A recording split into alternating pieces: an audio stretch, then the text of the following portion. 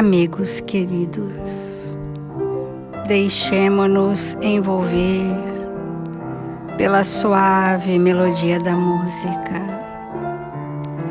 pelo doce enlevo deste ambiente espiritual preparado para nos receber, imantado das vibrações do bem e da verdade. Quantas alegrias vibram em nosso ser nesta hora, pela bênção da oportunidade reencarnatória, pelos convites de cada dia, pelos desafios de toda hora, pelos amigos que nos reencontram, trocando conosco experiências felizes.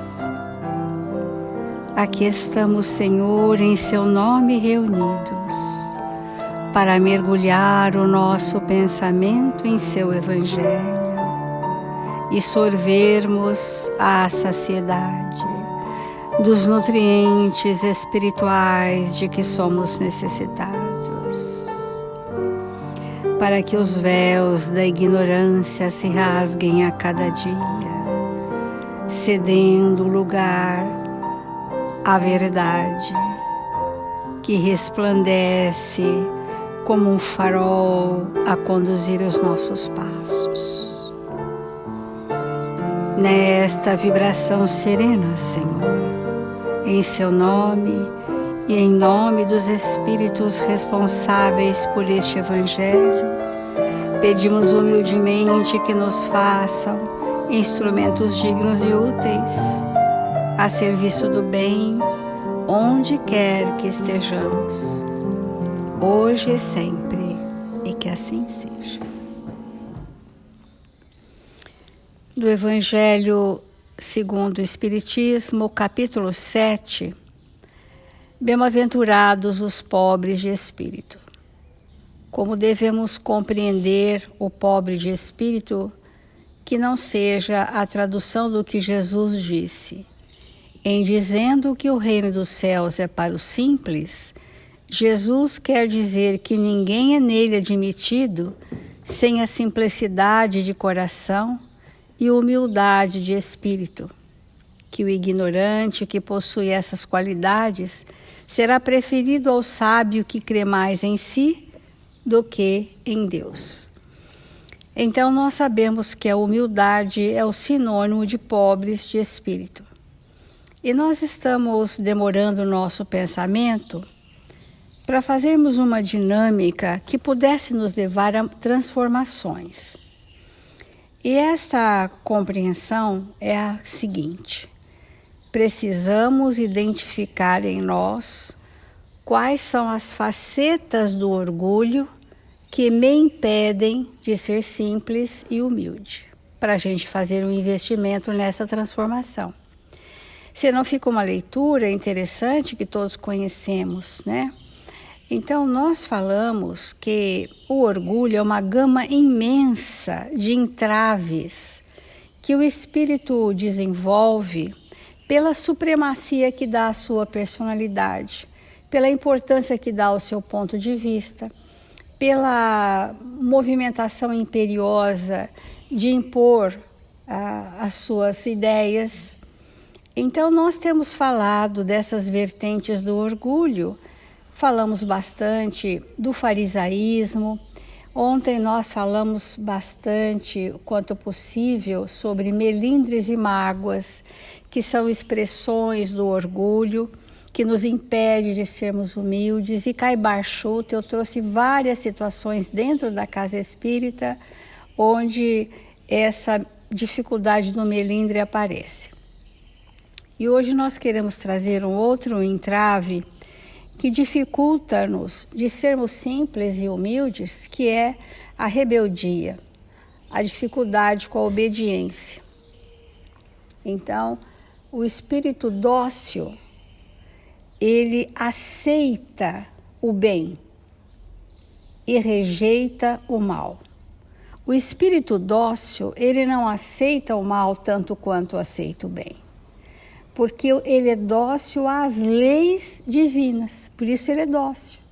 Sendo dócil às leis, ele já traz o discernimento que a própria lei lhe faculta.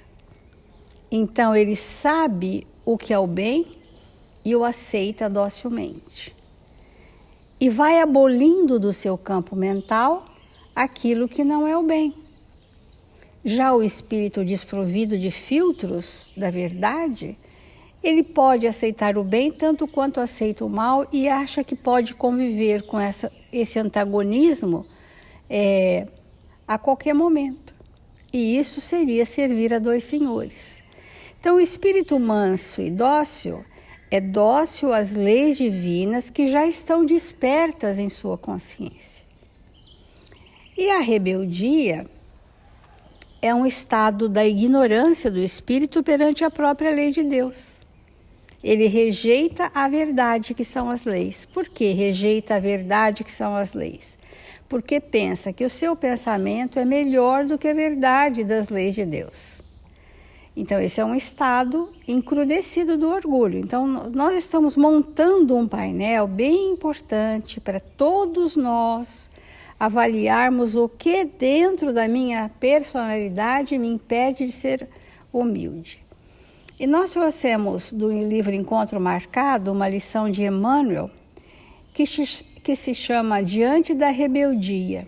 E o subtema é Obediência e Rebeldia. Quando o espírito de rebeldia se te aproxime do coração, segregando frases como essas, ou seja, pensamentos às vezes subliminares, mas que vêm constantemente, não adianta fazer o bem. Eu ouço isso todos os dias por parte de tantos amigos. Não adianta fazer o bem, ou não mereces sofrer. Aguça os ouvidos da própria alma para que possa recolher as grandes vozes inarticuladas da vida. São os nossos pensamentos assim que encontram ressonância nos desencarnados que vêm potencializar esse pensamento em nós de que não adianta.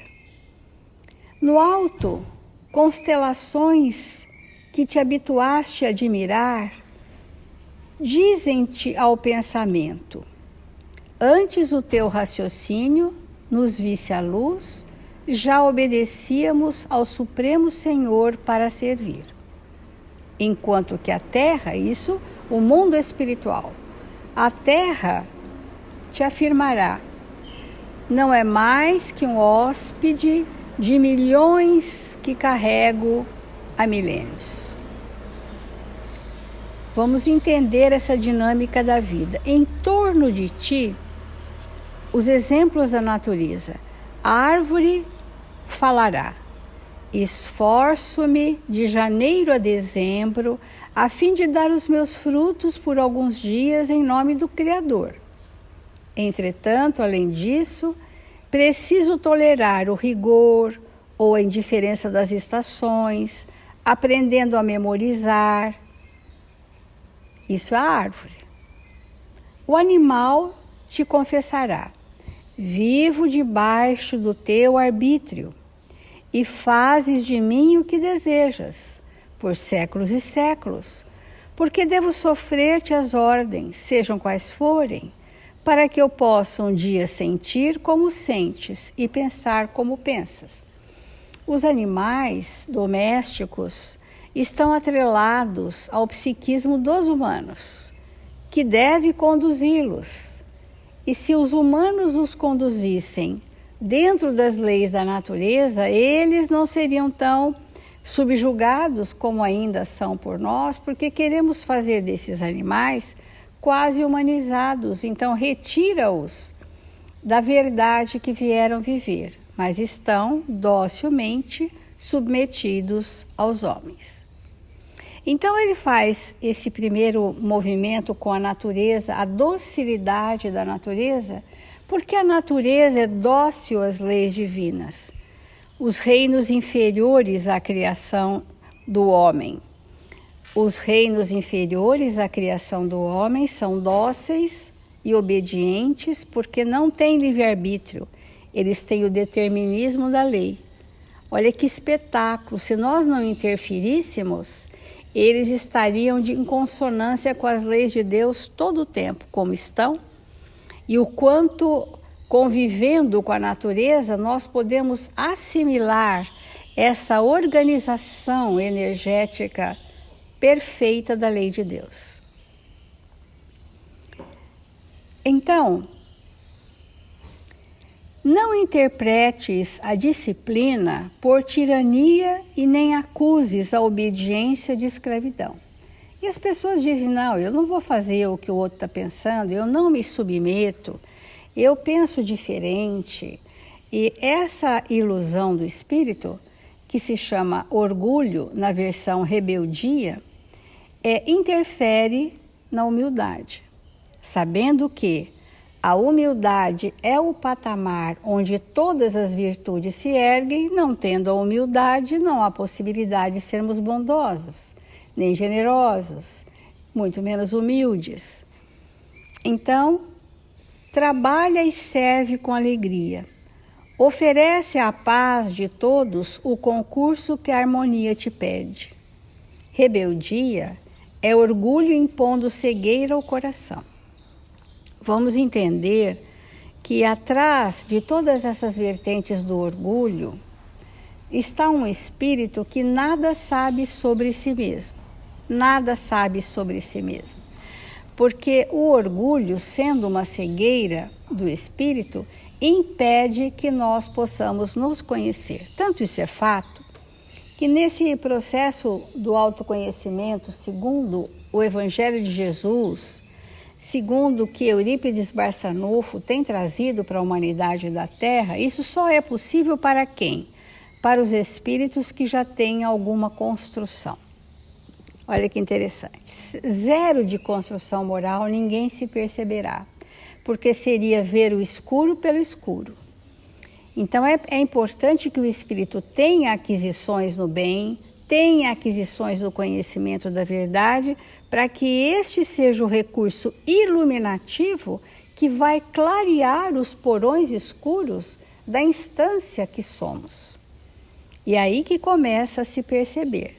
Quem não tem nenhuma aquisição moral, tudo que ele pensa saber sobre si são especulações.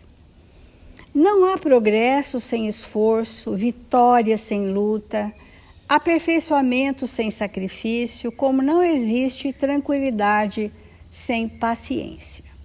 Reflete na infinita bondade que preside o universo, a cercar-nos de amor em todas as direções, e reconheceremos que se transformações dolorosas no campo da existência muita vez nos transfiguram em crisálidas agoniadas de aflição, ao impacto das provas necessárias, a dor é o instrumento invisível de que Deus se utiliza para converter-nos pouco a pouco em falenas de luz. Vamos demorar o nosso pensamento nesta questão da rebeldia, que é o orgulho impondo cegueira ao coração. Muitas pessoas dizem, eu faço o que eu quero, que me vem na cabeça, e ninguém me conduz. Essa insubmissão até à vontade dos seus familiares da injunção reencarnatória já denota o espírito movido por forças cegas. Então, se eu faço o que eu quero, se eu nem me conheço, se eu relego as leis divinas a um segundo plano, o que me move então? Me move os impulsos de emoções corrompidas, que eu quero prevalecer. E se eu quero fazer prevalecer as emoções corrompidas na forma de impulsos cegos, de forças cegas, eu estou escolhendo viver o orgulho. E a bondade não me comporá jamais. Então, o espírito dócil, ele precisa, na infância, já receber um processo educativo de sentir o que a vontade de Deus determina para nós. O espírito criança, na fase infantil, precisa saber a importância de ceder ao bem. E quando os pais vão conduzi-lo a comportamentos ajustados, dizer isto é o bem, porque isso está dentro da lei de Deus. E aquilo vai incutindo na mentalidade infantil que a lei de Deus é o bem, que é o melhor para nós. Então, nós precisamos estar desde muito cedo no processo educativo da criança, trabalhando com ela as leis divinas e o quanto nós precisamos obedecer. E Emmanuel, no livro Fonte Viva em especial, ele tem, se não me engano, 50 e tantas lições que fazem uma analogia entre a natureza e o comportamento humano. Isso para a educação da criança na fase juvenil é muito importante, porque nessa mesma lição ele disse, né, como a árvore se comporta doando os seus frutos, mas ela passou por tantas lutas, por tantas intempéries, mas ela não desiste do intento de servir, ela não esmorece, né? Assim, os reinos da criação, ele fala aqui no momento sobre o aço, né? Contempla a peça de aço polido e reflete em que ela jamais seria o que é sem os golpes do fogo, que lhe ajustaram os elementos. Essas figuras de linguagem analógicas com as leis de Deus são muito educativas para todos nós. Nós percebermos em que estágio nós estamos. Será que a gente está vergando, né? Nós estamos vergando diante da lei divina? Ou se nós estamos rígidos, impenitentes. Nós precisamos avaliar, porque o Evangelho de Jesus precisa trazer uma desacomodação íntima. Esse é o objetivo do Evangelho. Precisa mobilizar as questões rançosas, arquisseculares, registradas em nós, para que esse desconforto que o Evangelho nos traz movimente as forças cegas. E um exemplo da natureza, pensemos numa árvore que passa por todas as intempéries das estações, mas ela deposita o seu fruto bendito para quem quiser dele se aproveitar. E se ninguém se aproveitar daqueles frutos, as sementes estarão no solo e florescerão um dia. Então, a docilidade do espírito, que é a curvar-se diante das leis divinas, ceder, é o imperativo desse momento se nós quisermos estar no patamar de espíritos um pouco mais simples e mais humildes.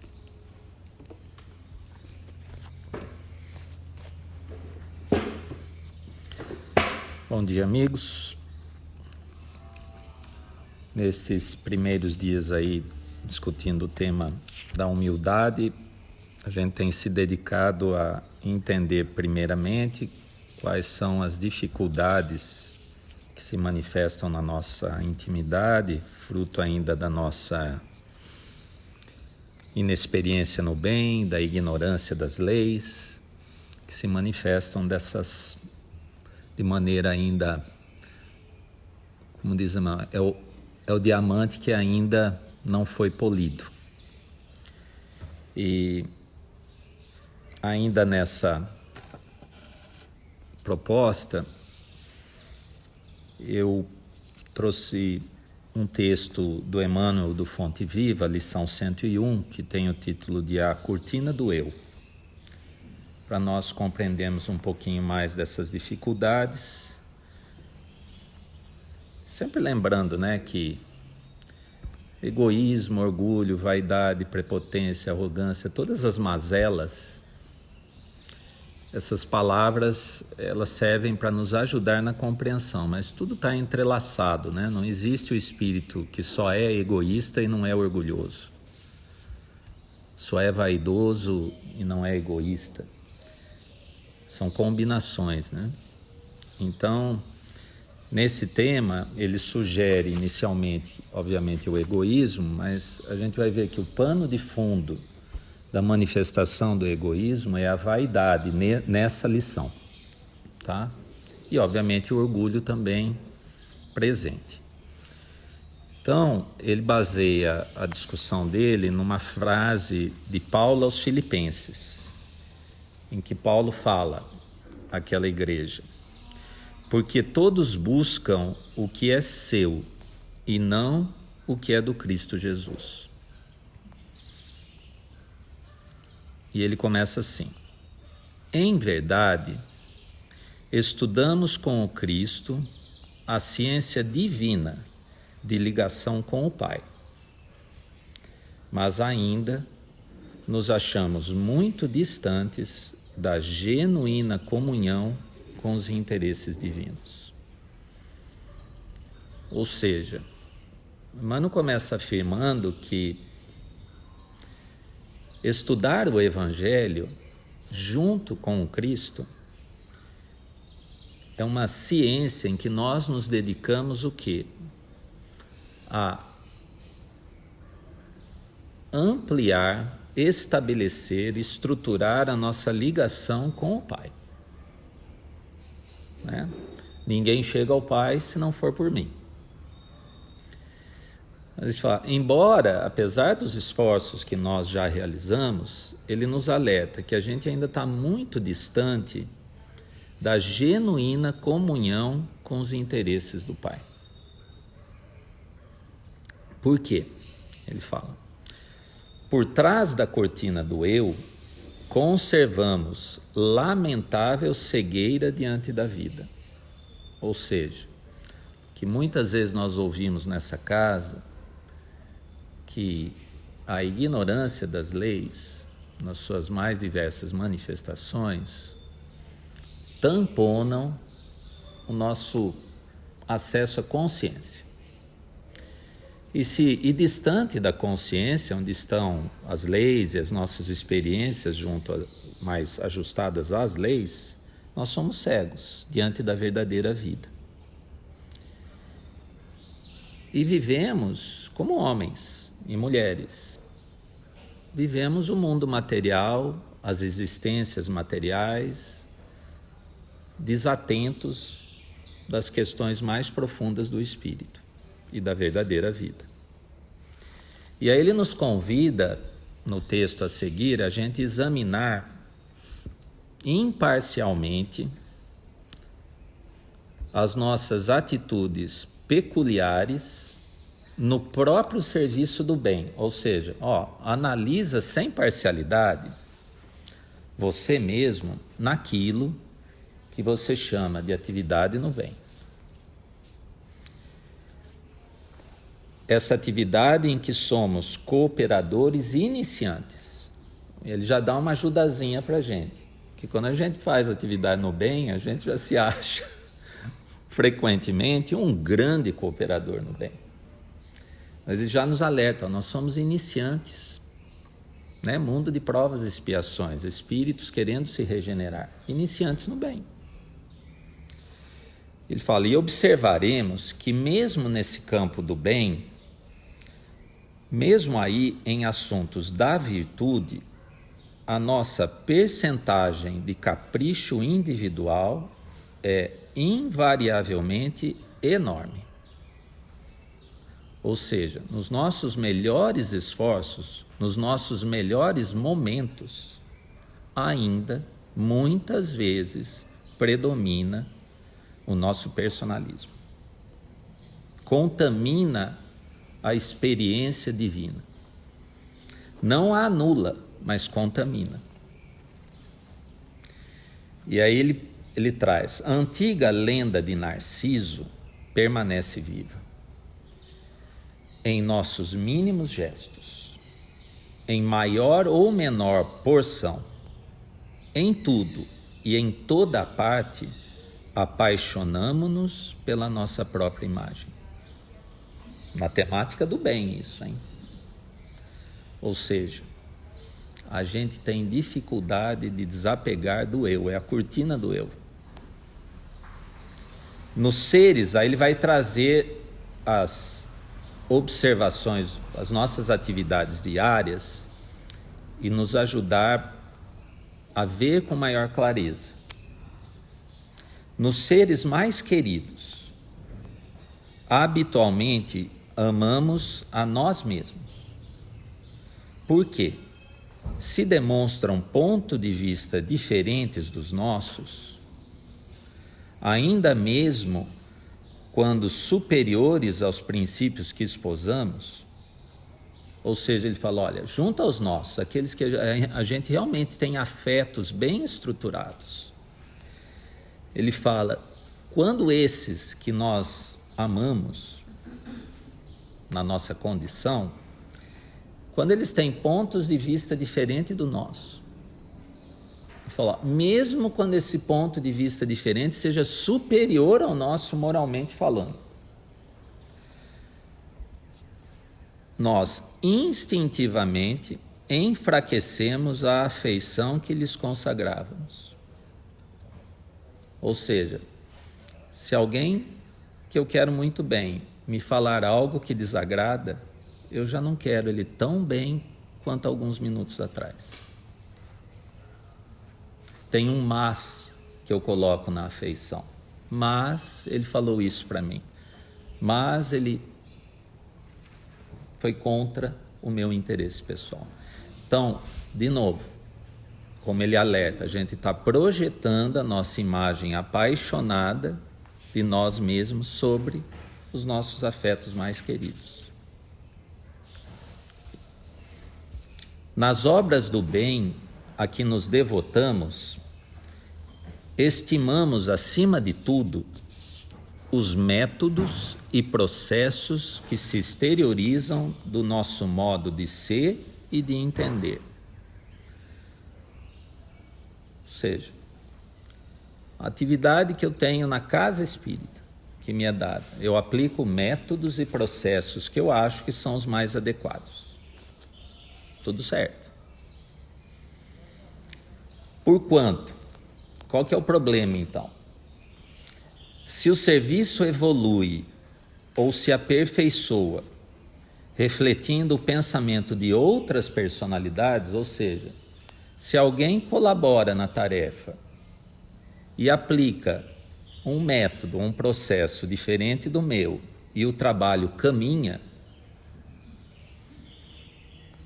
operamos quase sem perceber a diminuição do nosso interesse para com os trabalhos iniciados. Eu começo a achar, como a Célia já comentou, que aquilo não é para mim. Eu preciso procurar um outro trabalho dentro da casa. Refletindo o quê? A necessidade de um pedestal, de um palco. Se eu não estiver em destaque no trabalho, então eu não quero mais esse trabalho para mim. Eu quero um outro em que eu seja destaque. Por isso que Paulo afirma, né? E o Emmanuel tira, porque todos buscam o que é seu e não o que é do Cristo Jesus. E aí ele vai adiante. Aceitamos a colaboração alheia, mas sentimos dificuldade para oferecer o concurso que nos compete. Se nos achamos em posição superior, doamos com alegria uma fortuna ao irmão necessitado, que segue conosco em condição de subalternidade, a fim de contemplarmos com volúpia as nossas qualidades nobres no reconhecimento de longo curso a que se sente constrangido. Ou seja, quando eu estou numa posição favorecida materialmente, seja ela qual for, nós já estamos naquele momento que a gente dispensa muitas vezes grandes valores que estão à nossa disposição para auxiliar aquele que está em dificuldade. Mas tem, ele fala alerta, tem uma volúpia nossa, um prazer nosso em observar que a gente ajuda o outro. Ou seja, o Narciso de novo, se refletindo na própria imagem. Quer dizer, a obra não é do Cristo, ela é minha. E aí ele alerta, mas raramente concedemos, a gente ajuda materialmente, que está em dificuldade, mas raramente concedemos um sorriso de boa vontade ao companheiro mais abastado que nós, ou mais forte que nós, posto pelos desígnios divinos à nossa frente. Ou seja, para oferecer aquele que está abaixo, entre aspas, de nós, eu já estou mais preparado. Mas se alguém estiver acima de mim, eu me incomodo brutalmente. Porque mexe com conteúdos difíceis da minha anterioridade, que se expressam hoje na minha personalidade. E em tudo, né, gente? Em conhecimento. Que dificuldade a gente tem, às vezes, para alguém chegar para a gente e falar, ó, faz desse jeito.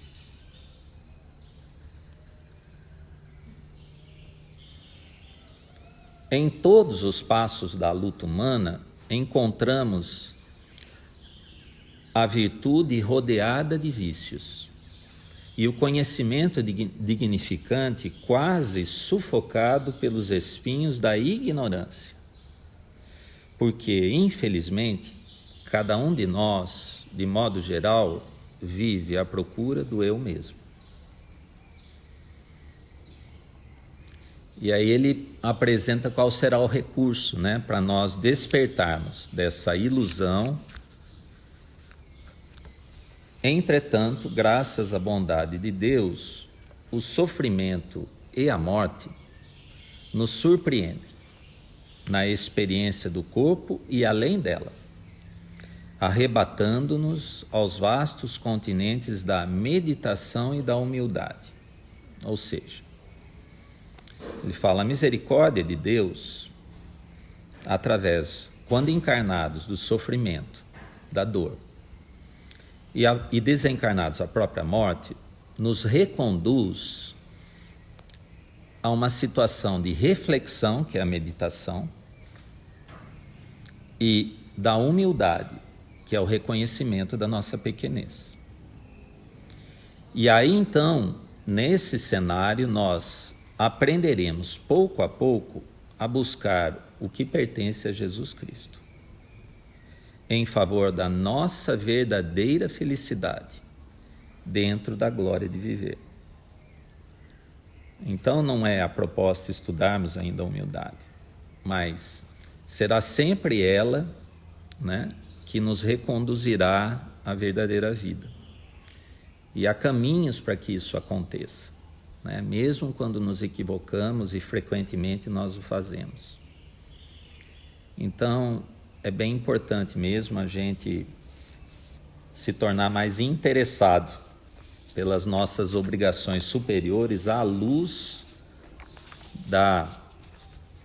do Evangelho, à luz da vontade de Jesus para nós, deixando um pouco de lado os nossos interesses pessoais, né, mais imediatos, que eles não atendem às nossas verdadeiras necessidades. Então era esse o comentário para hoje.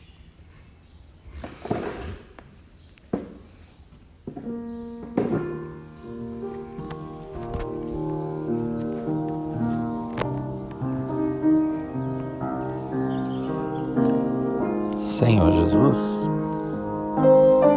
amado Mestre,